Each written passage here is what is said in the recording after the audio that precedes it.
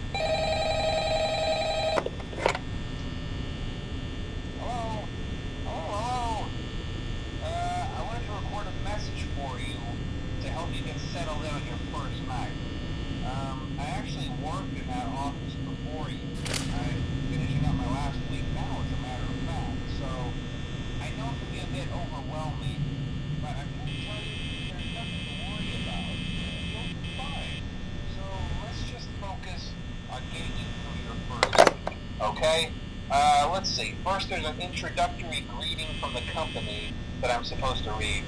It's kind of a legal thing, you know. Welcome to Freddy Fazbear's Pizza, a magical place for kids and grown-ups alike, where fantasy and fun come to life. Fazbear Entertainment is not responsible for damage to property or person. Upon discovering that damage or death has occurred, a missing person report will be filed within 90 days or as soon as property and premises have been thoroughly cleaned and the carpets have been replaced. Blah, blah, blah. Now, that might sound bad, I know, but there's really nothing to worry about.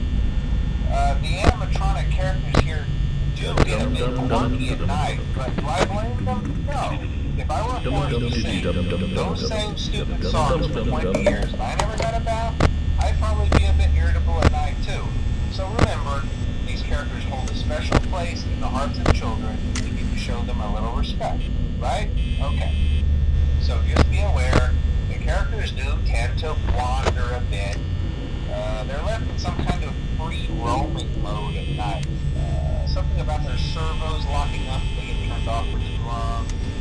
They used to be allowed to walk around during the day too, but then there was the bite of 87.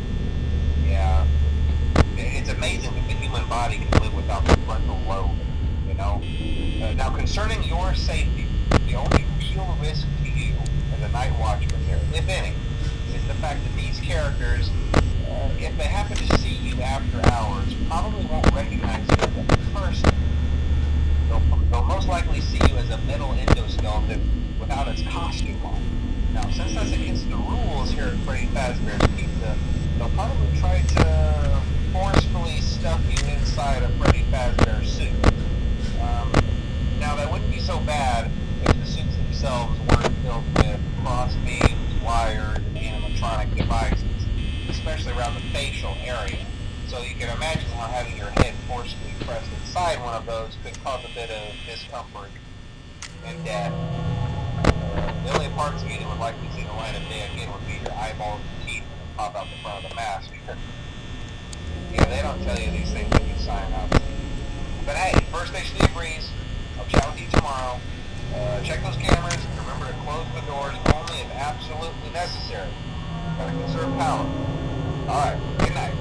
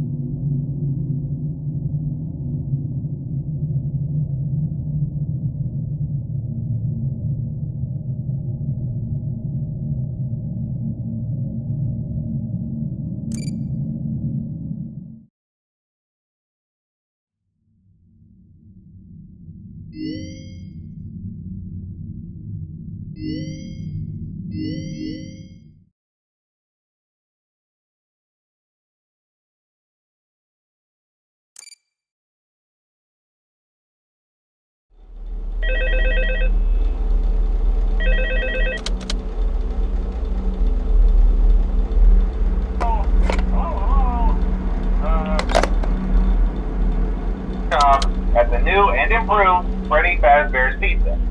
I'm here to talk you through some of the things you can expect to see during your first week here and to help you get started down this new and exciting career path. Now, I want you to forget anything you may have heard about the old location. Some people still have a somewhat negative impression of the company. That old restaurant was kind of left to rot for quite a while, but I want to reassure you, Fazbear Entertainment is committed to family fun and, above all, safety. They've spent a small fortune on these new animatronics.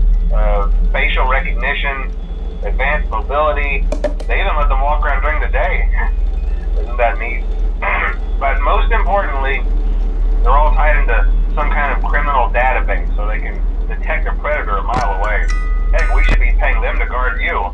Now, that being said, no new system is without its kinks. You're only the second guard to work at that location.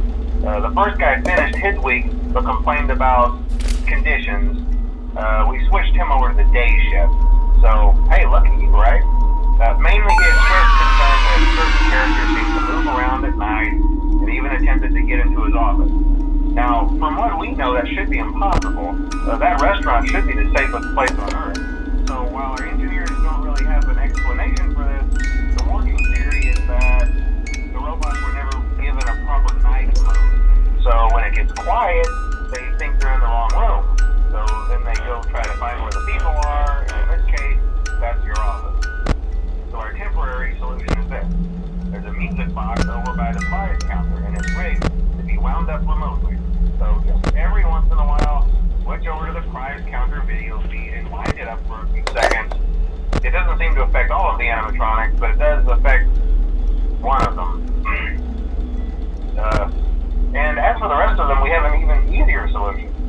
You see, there may be a minor glitch in the system, something about the robot thinking he was an endoskeleton without his costume on and wanting to stuff you into a suit.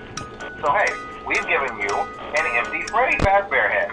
Problem solved. You can put it on any time and leave it on for as long as you want. Eventually, anything that wandered in will wander back out. Something else worth mentioning is kind of the quirky modern design of the building. You may have noticed there are no doors for you to close. But hey, you have lights, and even though your flashlight can run out of power, the building cannot. So don't worry about the place going dark. Well, I think that's it. You should be golden. Check the lights, put on the Freddy head if you need to. Keep the music box wound up. Piece of cake. Have a good night, and I'll talk to you tomorrow.